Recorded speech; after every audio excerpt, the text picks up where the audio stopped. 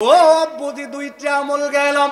এক নম্বরে নূরের নবী কয় সদকায়ে জারিয়ার আমল, মানুষ মারা গেল তার কবরে যায়। দুই নম্বরে ওই আলম যে আলম মানুষের উপকারে আসে, আমার নবী কয় মানুষের মৃত্যুর পরে তার সওয়াব যাবে। এবার যদি জিজ্ঞেস করি নবী গো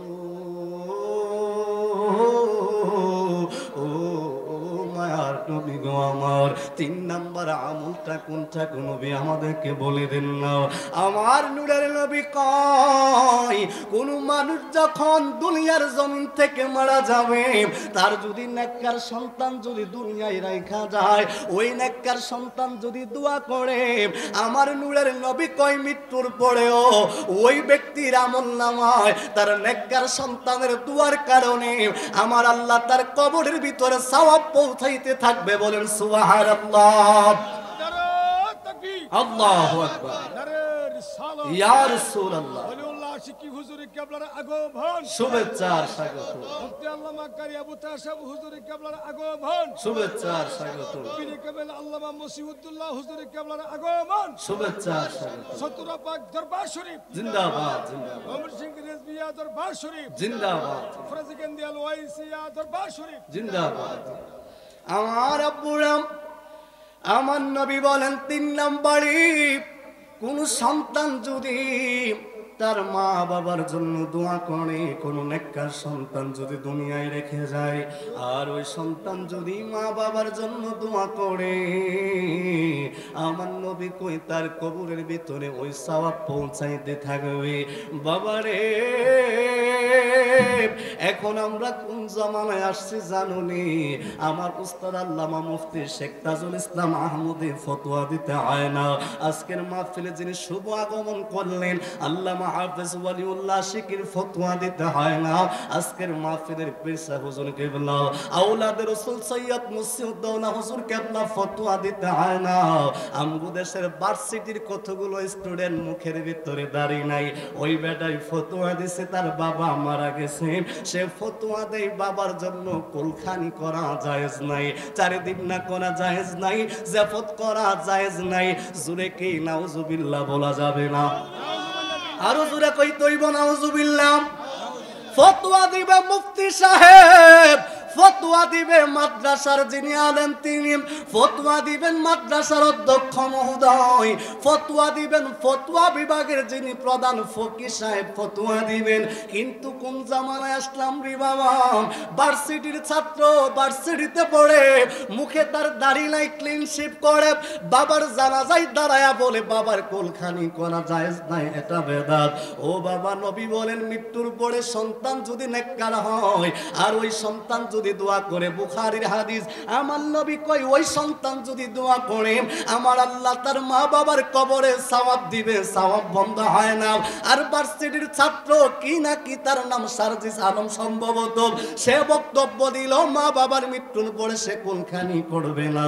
ও যুবক ভাই, ও আমার ভাই, তোমারে আমি বলি, তুমি তো সুন্দর করে বলে দিলাম, ওই আহলে হাদিস সালাফিদের ট্যাবলেট তুমি খেয়ে ফেললাম। তুমি বললা কুলখানি করা জায়েজ নাই, খানা জাফত করা জায়েজ নাই, বেদাতের ফতোয়া দিলাম। আমি যদি তোমারে প্রশ্ন করি, মা বাবার মৃত্যুর লাশের সামনে দাঁড়াইয়া মা বাবার কুলখানি জাফতের বেদাতের ফতোয়া দিলাম, ও সার্জিস তোমারে যদি আমি বলি তুমি যে ঢাকা ভার্সিটিতে কনসার্ট করলাম, ওই কনসার্ট কোন দলিলে জায়েজ দিলা? কথা বলেন ঠিক কি না? তার মানে বোঝা গেল কনসার্ট করা তোমার দৃষ্টিতে জায়েজ, মা বাবার জন্য দোয়া করা বেদাত। আসলে এটা তোমার দোষ না।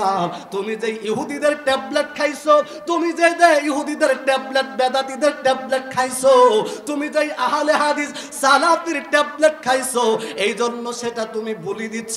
অথচ আমার নবী কয় মৃত্যুর পরে তার মা বাবার জন্য যদি সন্তান দোয়া করে, শুধুমাত্র তাই না, নবীর সাহাবী জিজ্ঞাসা করে ইয়া রাসূলুল্লাহ ইয়া হাবিবাল্লাহ, নবী গো, নবী গো, নবী গো, পৃথিবীর জমিনের সবচাইতে গুরুত্বপূর্ণ নফল আমল কোনটা?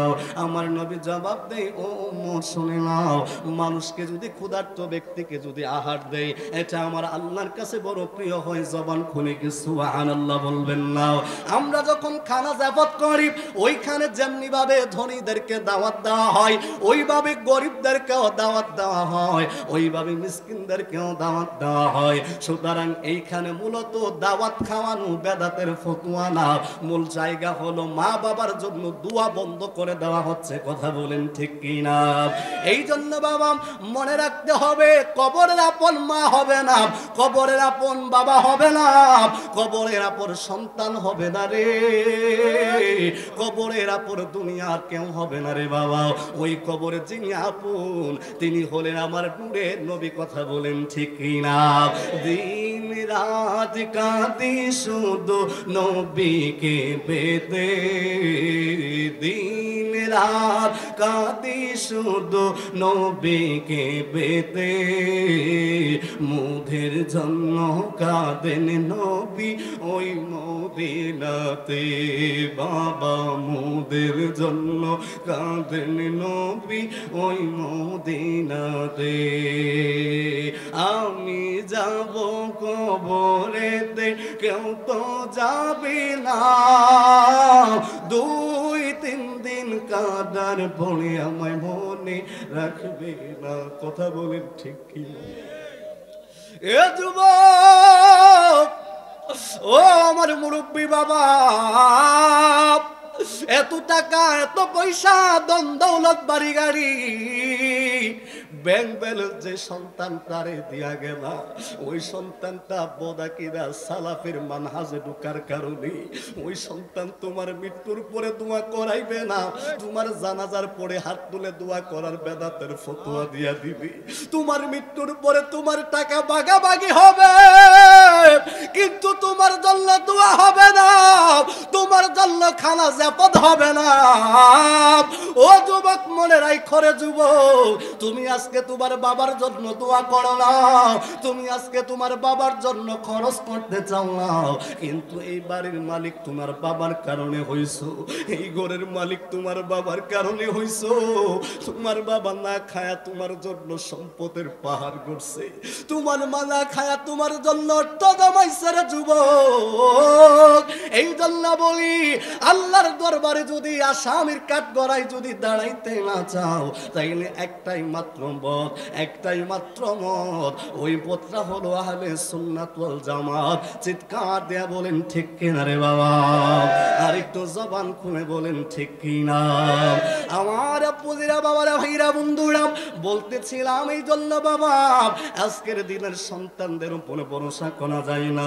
যেই সন্তান ছোটবেলায় নবীর দ্বারা মিলাদ কিয়াম দিত, ওই সন্তান তার লেখাপড়ার জন্য ঢাকা ভার্সিটিতে পাঠাইলেন, ওই ঢাকা ভার্সিটিতে আহলে হাদিসের সাথে তার সম্পর্ক।